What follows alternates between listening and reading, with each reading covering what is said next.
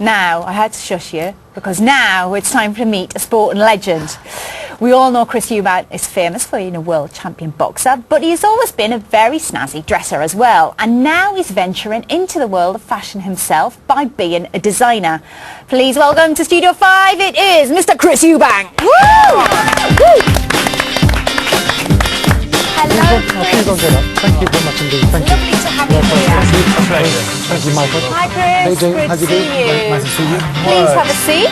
Thank you very And much indeed. looking very dapper. You think so? Yeah, yes, fantastic. you always look Real fantastic. gentleman. Now, it's great to have you on the show, Chris, and you are looking fantastic. What is all this about you being a fashion designer, though? Well, I suppose over the years I've turned my hand to fashion, but for self. And I suppose now these jodhpurs I used to wear never really took. And at the time I remember wearing them all the time because my thighs were, as a sportsman's thighs are, big. And obviously that bag around the thigh area was more comfortable for me.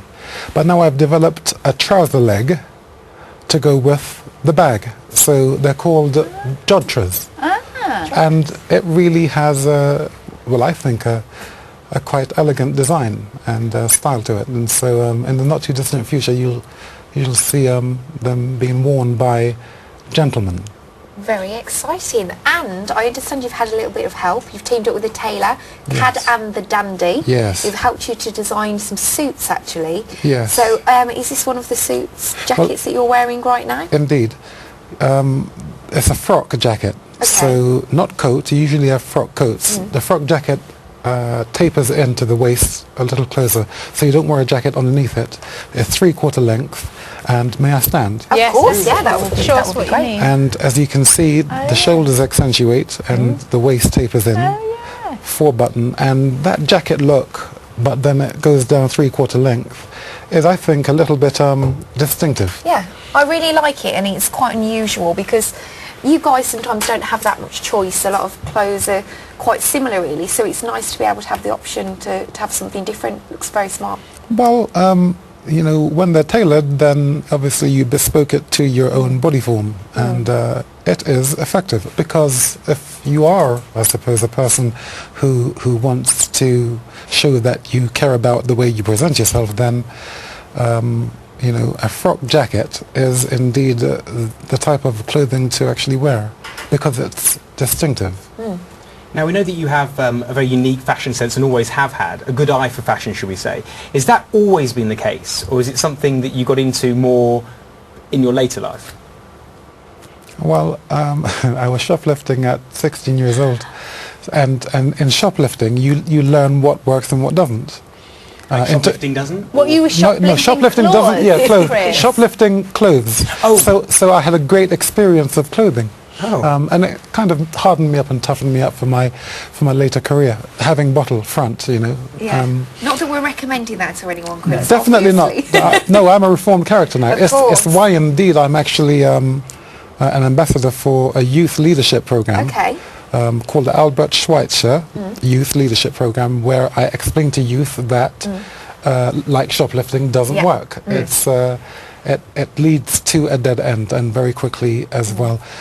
So to get back to the point, and the point was clothing. I have a lot of experience with clothing, because of my young behavior when I was 16, and so I suppose through trial and error I've become understanding of what works and what doesn't, and and as I say, this kind of works for me at least, and I think a few people share my perception. Now, Chris, you do look really smart, but do you always dress like this? What happens when you just want to pop down the shops for like a pint of milk or something? I shine my shoes and make sure that the knot on my tie is extremely tight. Wow. And then I go out to the shop.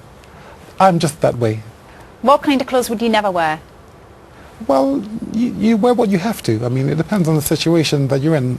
For instance, I go to Africa, I'm working in Angola. I'm building a boxing gym. Boxing gyms around Angola in a few of the provinces. And when you're down there, you can't dress in suits because it's too warm and it's a little bit rough. So you dress appropriately for where you are. Now in London, in London you are supposed to wear suits. If you live in the country, like if you live in Richmond or somewhere like I say Islington, which is considered countryside, even Knightsbridge sometimes is Islington? Yes. That's not the country. It's got the middle of town, Chris, man. The people I know actually consider Knightsbridge to be country sometimes. No. Mayfair is a city. This is a joke. I want to ask you about Simon Cowell, because we saw a picture of you with him in the papers this week. Yes. And I didn't know you guys were friends. Have you been friends for a while? Is that something... Since about 96. Wow. Oh, really? Yes. And the really good thing about Simon is that he is exactly like he always was. He's never, when he's on TV, he's no different to the way he is in real life. He's always been the same. And I say, what a fantastic vocation to actually be such a person who can make lives and make success of these young stars and not having to change his personality to do that on TV. He's steady, calm, objective and true.